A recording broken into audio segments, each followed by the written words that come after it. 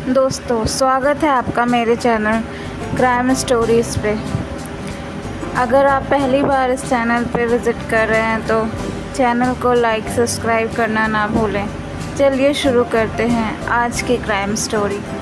जनवरी 2024 की शुरुआत में एक ऐसी खबर आई जिसने हर किसी को हैरान कर दिया। यह खबर थी एक माँ द्वारा अपने ही 4 साल के मासूम बेटे के हत्या की। और जिस माँ पर हत्या का आरोप लगा था वह कोई मामूली औरत नहीं बल्कि एक डाटा साइंटिस्ट थी। इससे आप समझ ही गए होंगे कि हम सूचना सेठ केस की बात कर रहे हैं। यह एक बड़ी कंपनी की सीईओ थी। सूचना सेठ ने अपने 4 साल के मासूम बेटे की हत्या करने की सूचना पुलिस की पकड़ में कैसे आई और अब तक की पुलिस जांच में इस केस के बारे में क्या कुछ सामने आया है, चलिए जानते हैं। सूचना सेठ मूल रूप से बंगाल की रहने वाली थी। इन्होंने अपनी शुरुआती पढ़ाई कोलकाता से की थी। यह पेशे से एक एआई एथिक्स और डाटा साइंटिस्ट। इसके अलावा इन्होंने हार्वर्ड यूनिवर्सिटी से फेलोशिप भी किया है। इतना ही नहीं, यह रमन रिसर्च इंस्टीट्यूट में भी रिसर्च फेलो रह चुकी हैं। सूचना के नाम नेचुरल लैंग्वेज प्रोसेसिंग के पेटेंट भी हैं। फ़िलहाल बेंगलोर में रहकर काम कर रही थी।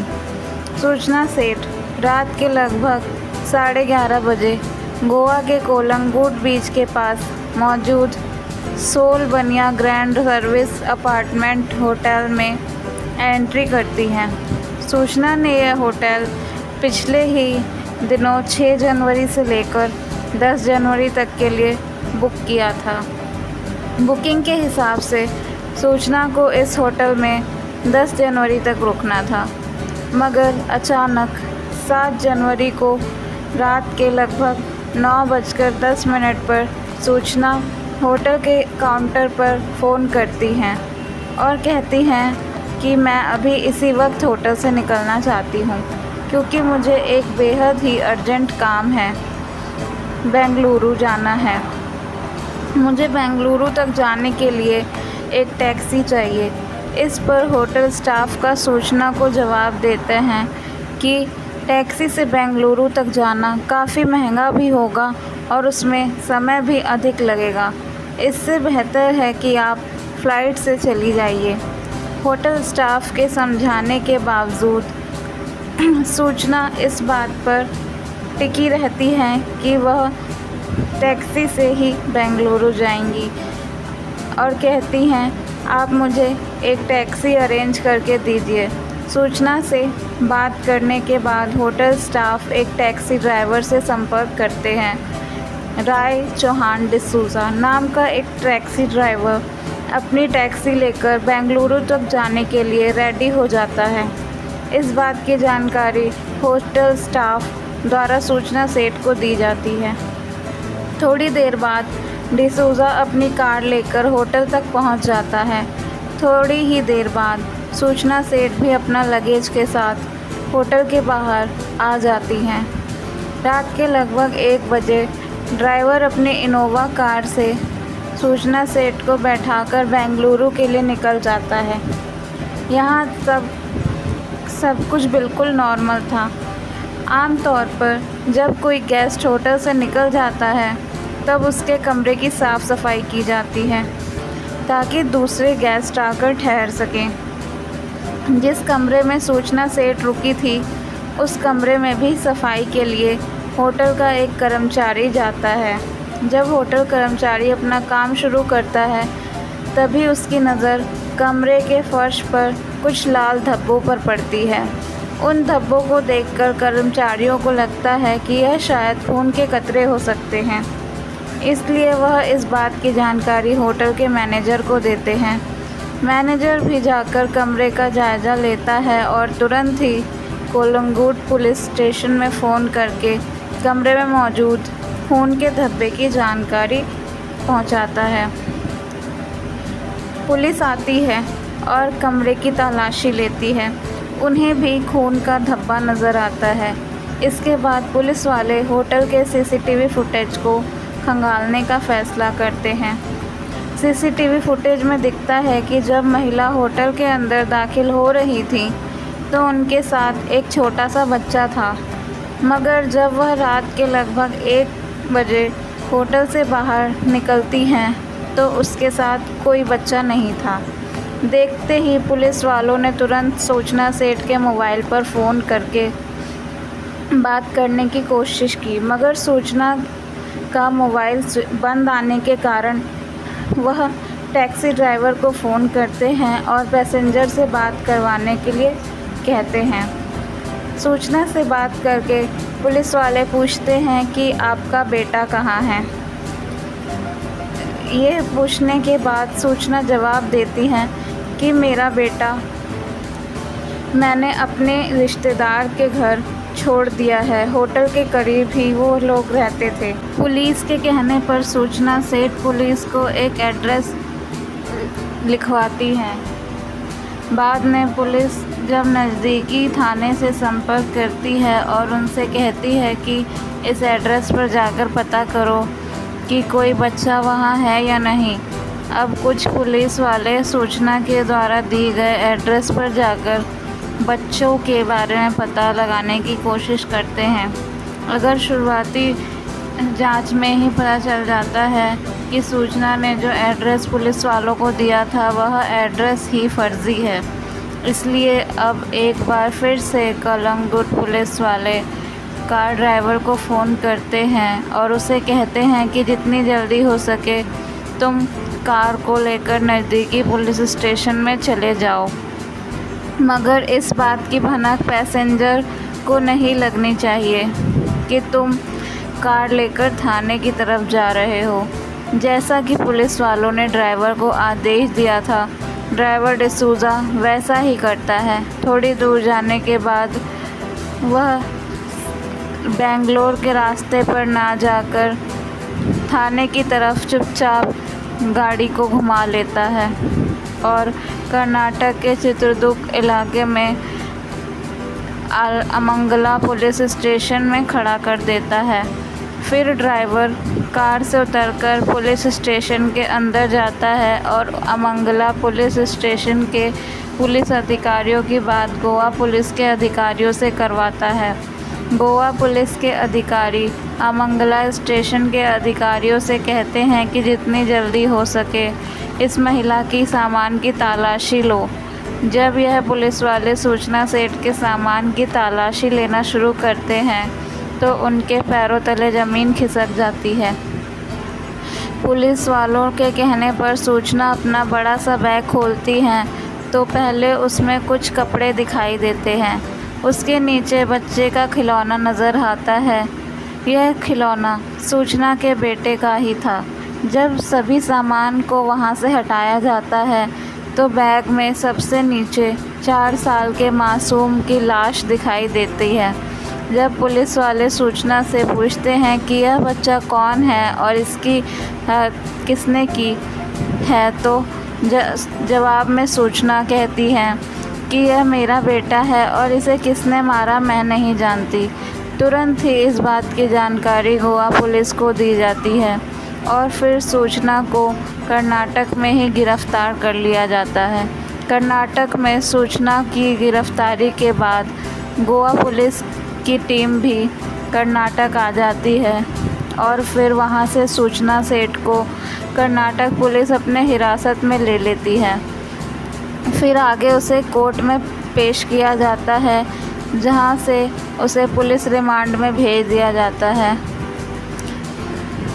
पुलिस के सामने सबसे बड़ी चुनौती एक बात का पता लगाना था कि इस हत्या का मोटिव क्या है। इसलिए पुलिस वाले सूचना सेठ से पूछताछ शुरू करते हैं।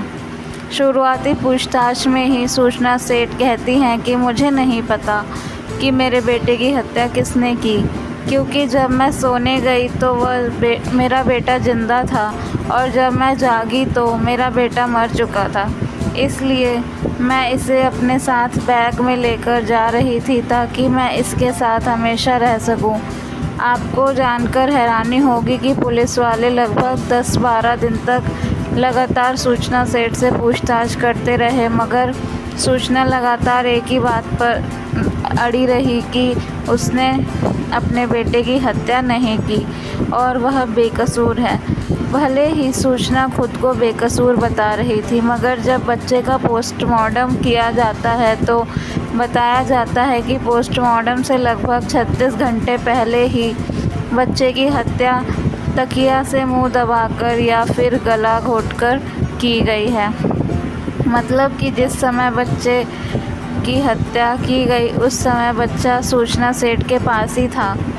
जब कई दिनों की मेहनत के बावजूद सूचना कोई भी जानकारी नहीं देती है तो आगे की पूछताछ के लिए पुलिस वाले कुछ जाने माने साइकोलॉजिस्ट और साइकियाट्रिस्ट की मदद भी लेते हैं ताकि सूचना से सटीक और सही जानकारी निकलवाई जा सके, मगर उन लोगों की भी मेहनत बेकार चली जाती है। हालांकि इस बीच पुलिस को उसे कमरे में कई ऐसे अहम सबूत मिलते हैं जिससे इस बात को बल मिलता है कि बच्चे की हत्या कमरे में ही की गई थी। पुलिस की जांच में यह भी सामने आता है कि उस कमरे में सूचना सेठ के अलावा किसी दूसरे व्यक्ति की एंट्री नहीं की गई है। ऐसे में सूचना सेठ का यह कहना कि किसी और ने मेरे बेटे की हत्या कर दी बेमानी नज़र आता है। और जब पुलिस के सामने सूचना सेठ अपने जबान नहीं खोलती तब अब आगे की पूछताछ के लिए पुलिस जांच में सूचना के पति को भी शामिल किया जाता है और दोनों पति पत्नी से आमने सामने बैठाकर पूछताछ की जाती है। हालांकि इससे भी कुछ खास हासिल नहीं होता। जांच आगे बढ़ते हुए पुलिस वाले सूचना सेठ और उसके पति वेंकट रमन की कुंडली खंगालना शुरू कर देते हैं। जांच में पता चलता है कि सूचना सेठ का पति वेंकट रमन केरल का रहने वाला था। इन दोनों की मुलाकात जॉब के दौरान हुई थी और फिर दोनों ने एक दूसरे को पसंद करके 2010 में शादी कर ली। शादी के कई साल बाद उनके घर एक बेटे का जन्म होता है। बेटे के जन्म के बाद दोनों का रिश्ता बनने की बजाय और बिगड़ जाता है और धीरे धीरे हालात इतने ज़्यादा बदतर हो जाते हैं कि दोनों 2023 में फैमिली कोर्ट में डिवोर्स के लिए आवेदन देते हैं। दोनों पति पत्नी डिवोर्स लगभग तय हो चुका था, मगर मामला बेटे की कस्टडी को लेकर अटका हुआ था। सूचना सेठ चाह रही थी कि बच्चा उनके साथ रहे, जबकि वेंकट रमन चाहते थे कि बेटे की कस्टडी उन्हें मिले। इस बात को लेकर लंबे समय से कोर्ट में सुनवाई भी चल रही थी। सूचना और वेंकट के बीच बात इतनी ज़्यादा बिगड़ चुकी थी कि सूचना वेंकट को बेटे से मिलने भी नहीं दिया करती थी। इस बात को लेकर वेंकट अदालत की शरण में जाता है और फिर वहां से फैसला सुनाया जाता है कि हर संडे वेंकट अपने बेटे से मिल सकता है। अदालत वेंकट रमन को महीने का 20,000 गुजारा भत्ता के रूप में सूचना सेठ को देने का आदेश देता है।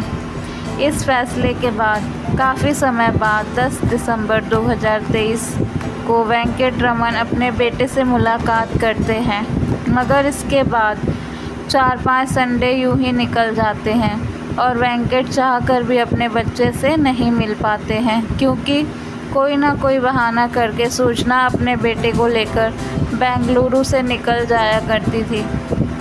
वेंकट अपने बेटे से मिल नहीं चाहते थे, इसलिए 31 दिसंबर 2023 को भी सूचना अपने बेटे के साथ बेंगलुरु से गोवा आ जाती हैं। यहाँ वह लगभग 3 दिनों तक अलग अलग जगह घूमती हैं, फिर बड़े होटल में रहकर वापस बेंगलुरु चली जाती हैं और फिर 4 दिन बाद ही एक बार फिर से बेटे को लेकर गोवा आती हैं और 6 तारीख की रात को होटल में एंट्री करती हैं।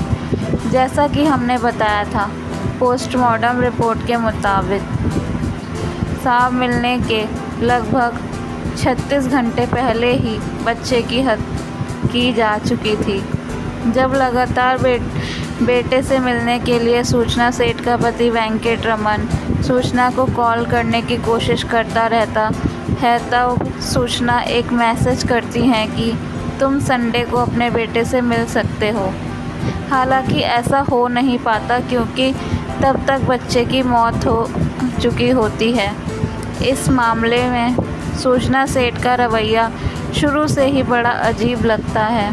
इसलिए कुछ लोग दावा करने लगते हैं कि शायद सूचना सेठ मानसिक तौर पर फिट नहीं है और उसने जो कुछ भी किया है शायद पागलपन में किया है। इसलिए गोवा पुलिस द्वारा विशेषज्ञों की मदद से सूचना सेठ के मानसिक संतुलन की भी जांच की जाती है और इस आधार पर अदालत में एक कोर्ट रिपोर्ट पेश की जाती है कि मानसिक तौर पर सूचना सेठ बिल्कुल फिट हैं। अब इनकी मौजूदा स्थिति की बात करें तो अब तक सूचना सेठ ने एक बार भी बच्चे की हत्या करने की बात को कबूल नहीं की है। इस बीच मार्च 2024 में सूचना सेठ के पिता जय सेठ ने गोवा के एक अदालत में याचिका दायर करते हुए कहा था कि सूचना सेठ की मानसिक हालत ठीक नहीं है और इसकी जांच डॉक्टर के एक पैनल से करवाई जाए और इसी आधार पर इस मुकदमे की स्थिति तय की जाए।